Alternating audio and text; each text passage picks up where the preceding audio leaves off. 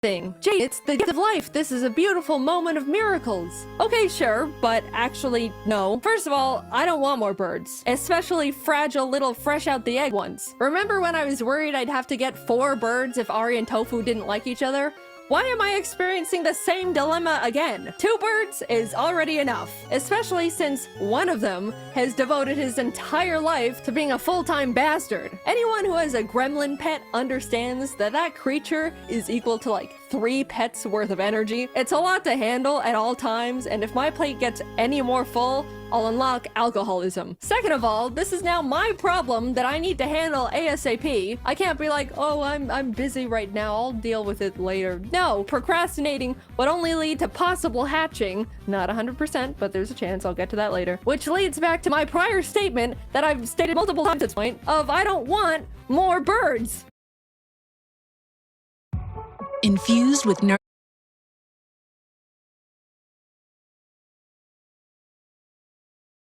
preventing them from laying eggs together for so long. What changed? Unlike cats and dogs, birds can't really be neutered, at least not easily. You could give them like monthly hormone shots or there's other stuff, but it's just really complicated, and you're better off simply making sure their environment is set up in a way to discourage nesting and egg laying behavior. There's a few things you could do to prevent it, but to sum things up, basically don't let the birds nest. If they find a dark little hidey hole, they'll start treating it like a nest and get hormonal, and suddenly you've got eggs. No nesting, for the most part, no problem. I looked around the room and was so confused. All they had in there were their cages, climbing tree, and a drawer I bought to hold all their bird stuff. And the eggs were just on the top of the drawer too, not even in a safe burrowed nest-like place. One had already rolled off the side and cracked open on the floor like an omelet. Tofu, this is not even close to motherly instincts. After a bit of snooping around, I pulled the drawer back from the wall to realize, oh my god, these birds have been secretly burrowing into the back of this drawer like they were plotting a prison escape. Somehow, Ari and Tofu squeezed their tiny bodies in between the drawer and the wall and started chewing the back of it to get into the drawers from behind. They literally gnawed through it like the nematodes in SpongeBob. You should have seen all the sawdust on the floor. Well, here's a picture, but it doesn't do it justice. It looked like a construction site and smelled like Home Depot. Suddenly it made sense. They were using the drawer as a secret nest. Whenever I was in the room, they were out and about. Hi, Mom, please give us seeds. Nothing nefarious is going on. I leave, and boom, straight to the forbidden nesting drawer they go.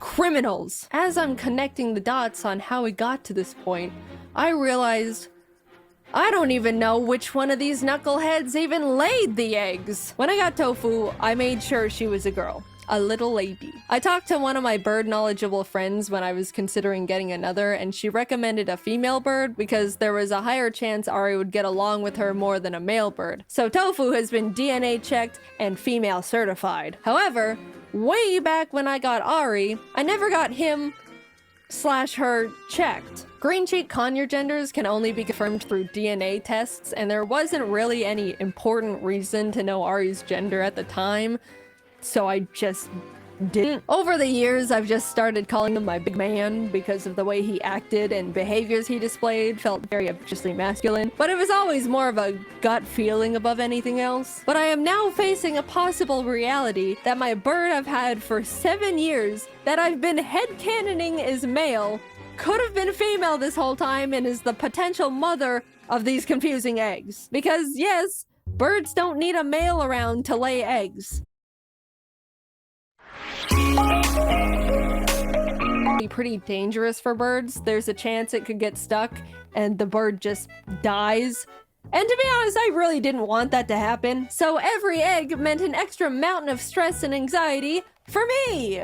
Yippee! The vet told me conures typically lay eggs every other day, so once she goes a few days without laying any, then I can come back and get her another checkup to really make sure she's all good. So I let time pass, and in total, Tofu ended up laying 8 freaking eggs. She was not supposed to lay that many. Normally conures lay clutches of like 4 or 5, so she basically laid 2 birds worth of eggs.